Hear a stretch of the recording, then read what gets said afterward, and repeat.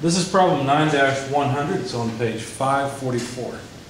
A gas turbine power plant operates on the simple Brayton cycle between the pressure limits of 100 and 2,000 kilopascals. The working fluid is air, which enters the compressor at 40 degrees Celsius at a rate of 700 cubic meters per minute and leaves the turbine at 650 degrees Celsius.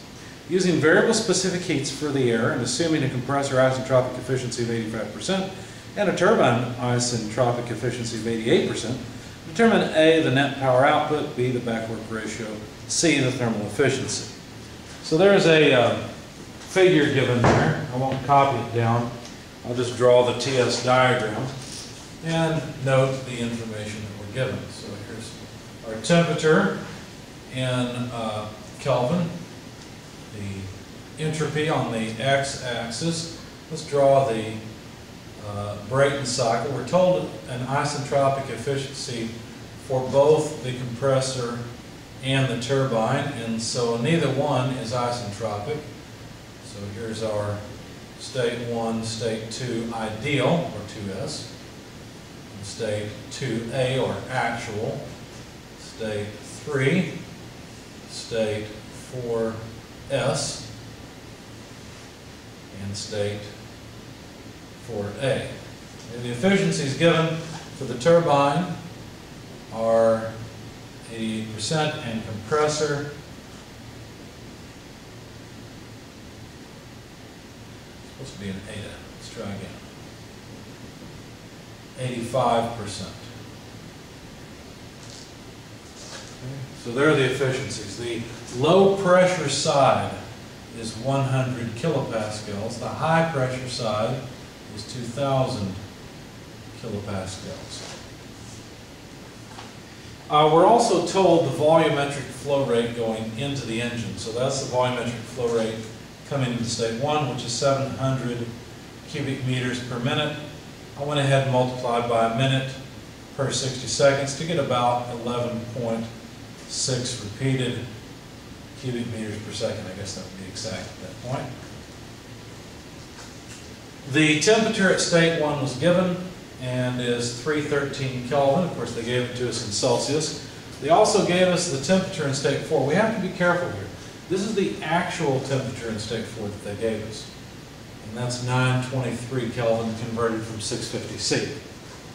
We're supposed to assume that the heat capacities are functions of temperature and try to solve this thing. Now, what do we want to find out of it? Well, we want the net power output. We want the back work ratio, and we want the thermal efficiency, the normal things that we would usually want. Now, the net power output would be equal to the mass flow rate through the system times the net specific work output. If you know how many kilograms per second flow through this thing, and you know how much work, net work, each kilogram generates, well, you just multiply the two together to find the net power output. Another way of writing this would be the power output, or the specific output of the turbine, less the specific output of the compressor. Because whatever work comes out of the turbine and doesn't feed the compressor comes out as net work. Now, let's take this a step farther and try to incorporate the isentropic efficiencies. We take the isentropic efficiency of the turbine multiplied by the net specific work of the isentropic turbine and subtract off the isentropic compression work, or compressor work, divided by the isentropic efficiency of the compressor. Well, these then are the same things. These would be the actuals, and these are the ideals. In other words, we only get a fraction of what we should out of the turbine. And we get less work out of the compressor than we should. Okay, so that's why we divided the compressor and multiplied the turbine. Okay, so we've played with this a little bit. What good is all this? Well, the turbine isentropic work would be H3 minus H4S, and the compressor isentropic work would be H2S minus H1. Okay. So as usual, we're going to try and solve each of the states and just see what happens. Now, the temperature in state 1 is known, so we can find the enthalpy in state 1 without too much trouble. So basically, Because of T1, how do I want to do this? Let's just do it this way. Because of T1, we can find that H1 is 313.26 or so kilojoules per kilogram. I had to interpolate because the temperature of 923 Kelvin is not in the table. So anyway, just understand these numbers come from interpolation. We can also find PR1 as about 1.6084, again, by interpolation. Okay, so these come from the fact that state 1 is essentially given. Okay? I'm sorry, so 313 is the one. I think I said 923. I meant 313 is not in the table. Okay? Now, if we want to find state 2s, we can relate it isentropically to state 1. That's a P2 over P1 equal PR2 over PR1 isentropic equation. That's all it is. So PR2, that's pretty easy. PR2 is P2 over P1, PR1. And of course, P2 is 2,000, P1 is 100. That takes care of this. This is going to be 20, right? And then times PR1. So what do we get? Well, we get 32.17 for PR2. Okay. Now I'm going to write down some of the important stuff, I guess, off to the side because I'll need space in a moment. But if this is PR2, then we can also get H2S, and that comes out to 735.77. Okay. Now, of course, once I find PR2, I have to use it in the table to interpolate and find H2S. So that's where that number came from. Okay. Well, let's just keep going. Maybe I don't need a table for these things. T4A, let's take the same tact, right? I mean, we basically used what was known, related things isentropically, and life was good. Let's try this. T4A is known, and so we should be able to look up H4A. Of course, 923 is not in the table. Had to interpolate, came up with 958.76 kilojoules per kilogram. Okay, by interpolation.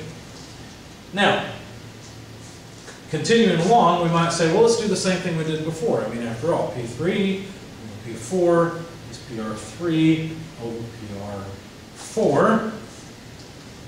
And you could rearrange this and say PR3 is equal to PR4 multiplied by P3 over P4. But we've got a small problem here.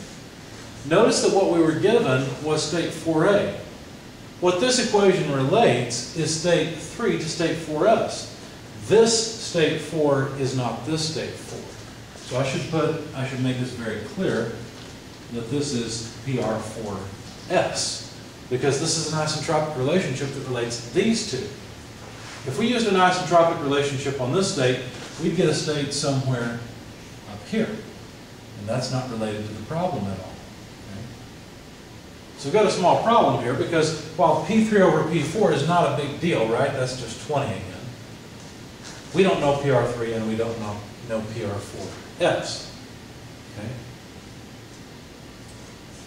So what do we know?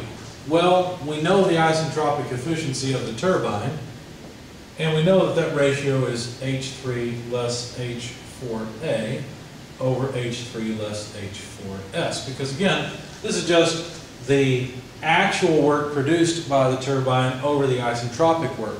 In other words, this is what we really get out over what we should get out, right? So we actually got to get out an enthalpy drop from state 3 to state 4A. What we should get is from 3 to state 4s if this was an isentropic turbine. Okay, well, how does this relate? How does this help us? Well, we'll see. See in a minute. What could we do with this? Let's see. What should we get rid of?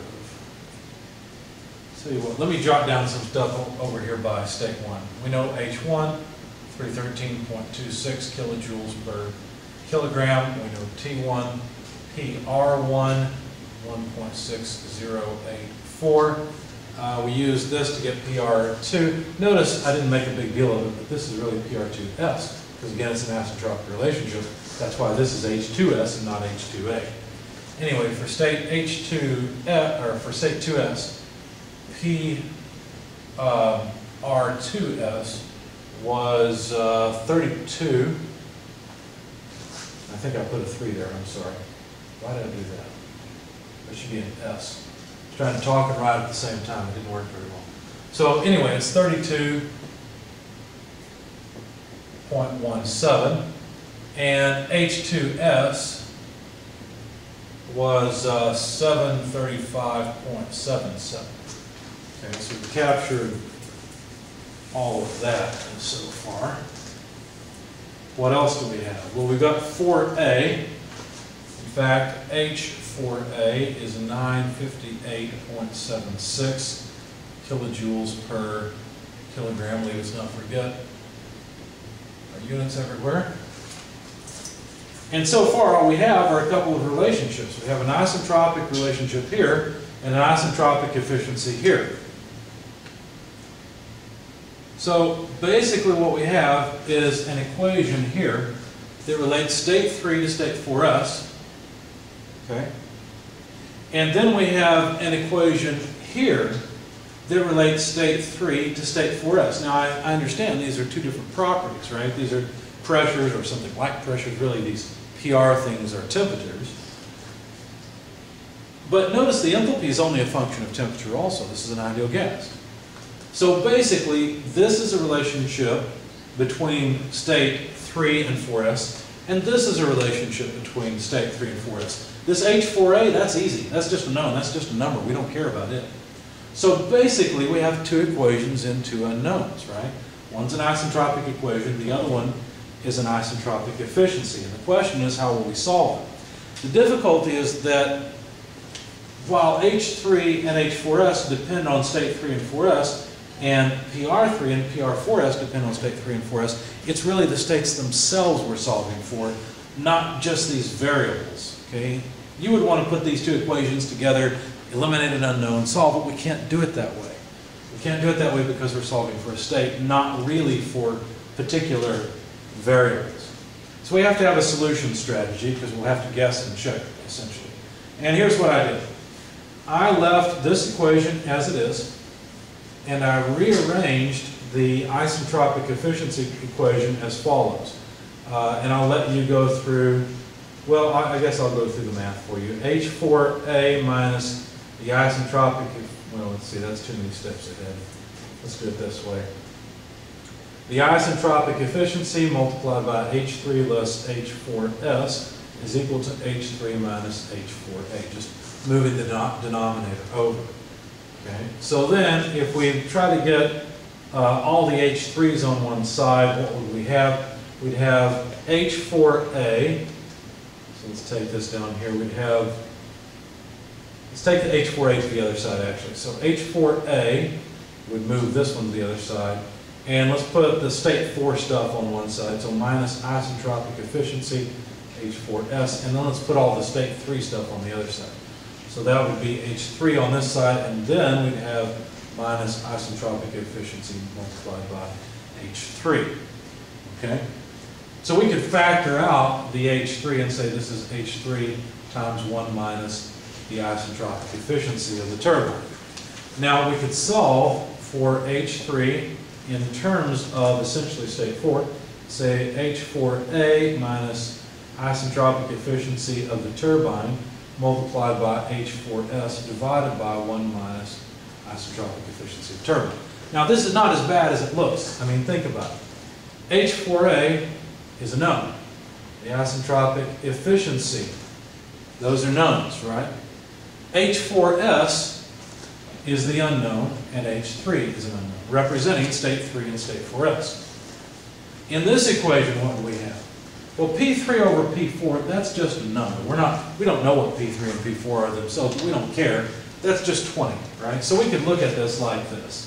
You'd say, well, this is just 20 multiplied by that. So this is another relationship between state 3 and state 4s. So here's my solution strategy. I guessed PR4s. I took a guess. That then yielded PR3, which allowed me to get H4S. I'm sorry, let me back up. I didn't do it that way. How did I do this? Oh, I guessed PR4S, which then allowed me to look up H4S from the table. Okay, so this is table A17. Okay, once I get H4S, I can plug it in here to get H3. Okay.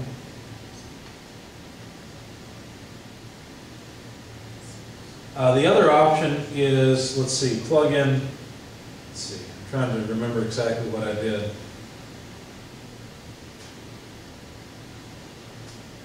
We'll go through a sample calculation in just a moment.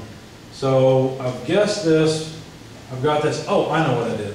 So then also, so this is by the table, okay? But then also, I can look up, or I can calculate PR3 by the delta S equals 0. In other words, by this isentropic equation, or I should say by equation 1. I called this equation 1, and I called this equation 2.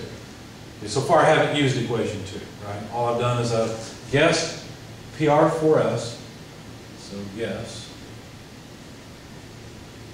Look up that one from table A17, calculate that one from equation 1, and then from this I can get H3. Now this is, again, from the table, from A17. Now I can calculate H3 here as well and compare that to what I got from here. Okay? So let me go through a sample calculation so you can see how this works. What do we not need? We don't need all the derivation on the algebraic manipulation, I guess, of the isentropic efficiency equation. Okay, so this is really what we're trying to do, solve equations 1 and 2. So, for example, I guessed PR4S is 82.05. That allows me to look up H4S from the table. So H4S from table A17 comes out to 955.38. Okay? Now, also from here, I can get PR3 from equation 1. When I did that, that's 20 multiplied by 82.05, and that gives me 1641 as, let's just say equals, as PR3. Okay? That allows me to get H3 from, again, table A17. When I did that, I got 2,122.57. Okay? Now from equation 1, or excuse me, from equation 2, if I do the same thing, if I plug in H4A, I can get an H3. It's getting messy, so let me get rid of this. Put a box around the equations I want to keep and that I'm using. I'm trying to solve these two equations together. There's my strategy. Here's the first few steps. Let me move over here for the next bit. So H3 is H4A, well that's a known, 958.76, minus the isentropic efficiency, 88%. H4S, well I've got H4S because I basically guessed it, 955.38, divided by 1 minus 88%. From that equation, I got 983.55. Okay, now this is kilojoules per kilogram, just like this is, but you can see there's a huge difference in the number, right? Something's wrong. And so since they're not the same, basically what I did was I programmed the interpolation equations into Excel for PR4S, because basically I noticed what I'd be doing over and over is interpolating using PR4S to find H4S. So this is interpolation. I also had to use interpolation to find H3.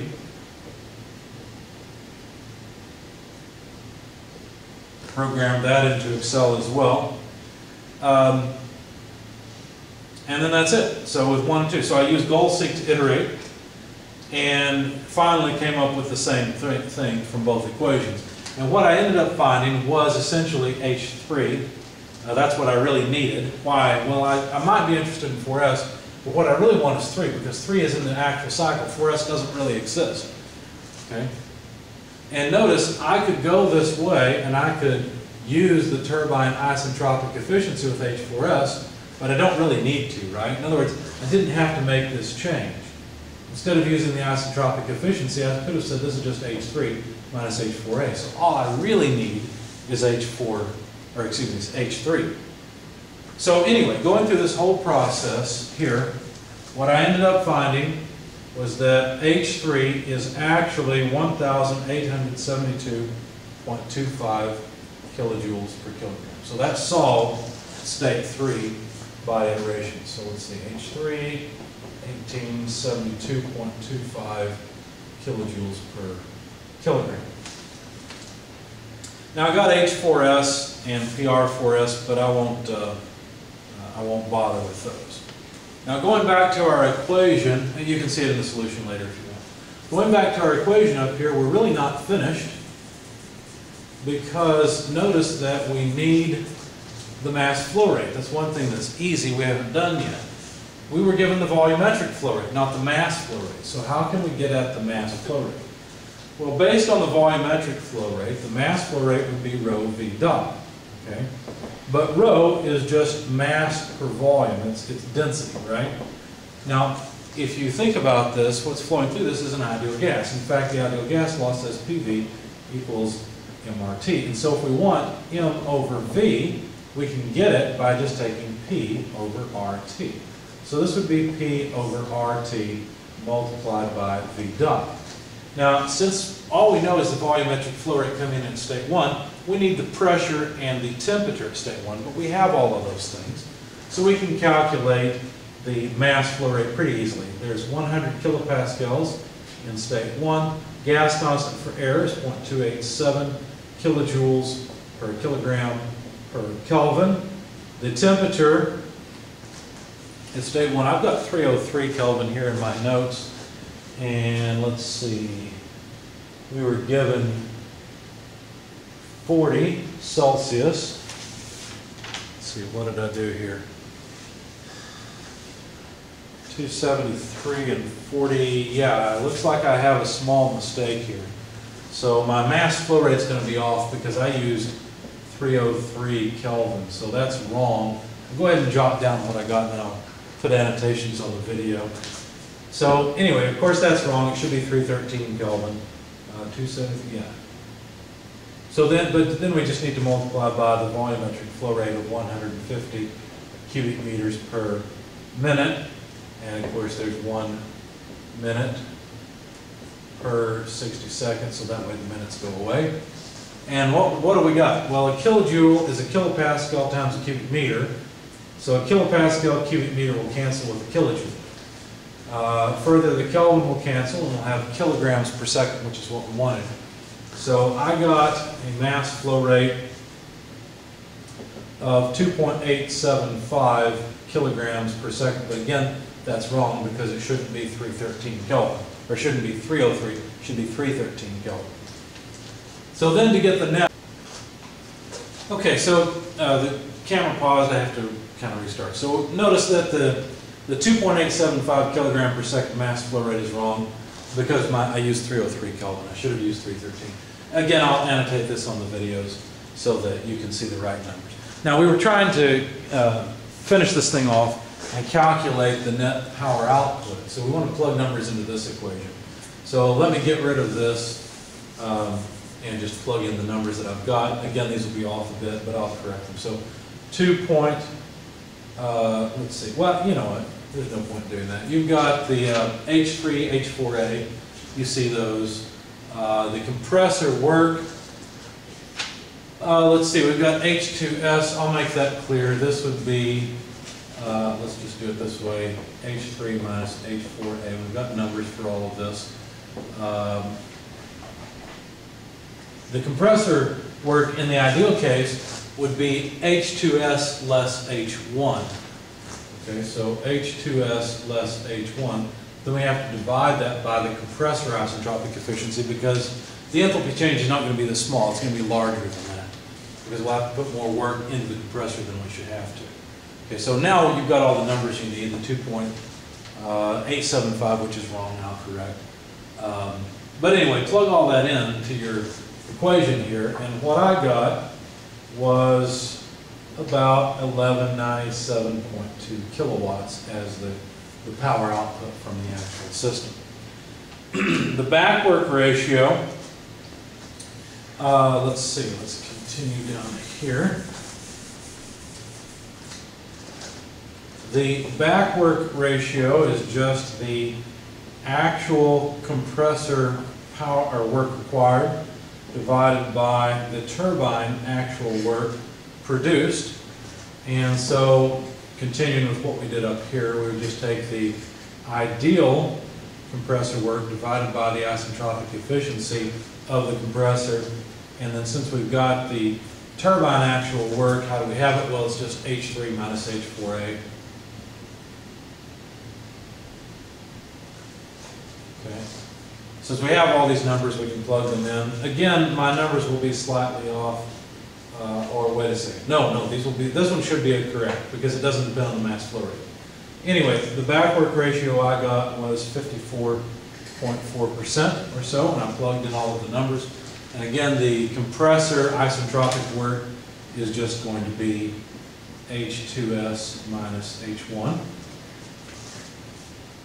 The thermal efficiency would be equal to the net work output divided by the heat rate in. And the heat rate in is going to be H3 minus H2A. And so I had to actually calculate the enthalpy in state 2A in order to get this. So what I did, let's see, how did I do this? Oh, yeah. So what I did is I said, well, I've been playing with this for quite a while. But really, this ratio here, let's see, let me get some space. We don't need this anymore. That ratio, what is that? Well, that's the compressor isentropic work over the efficiency of the compressor, which, by the way, is equal to the compressor actual work. But the compressor actual work is H2A minus H1. Okay? Notice this is just a number for us, right? Because we can calculate this. We just need H2S minus H1, which we've got, H2S, H1, and we need the isentropic efficiency of the compressor. Well, that's no problem. We've got that. And so you can solve for H2A because H1 is a number. When I did this, I found that H2A is, let's see, 810.33 kilojoules per kilogram.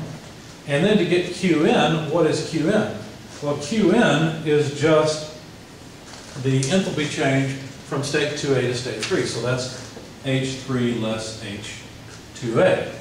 And then the network input, well, that's basically just this thing here. Okay, so the network input is H3 minus H4A, which is the turbine actual output, minus the compressor actual input, which is, again, H2S minus H1 divided by the compressor isentropic efficiency. So these are all just numbers for us at this point. When you plug it all in, you find that the isentropic efficiency is about 39.1%. And that's the end of the problem.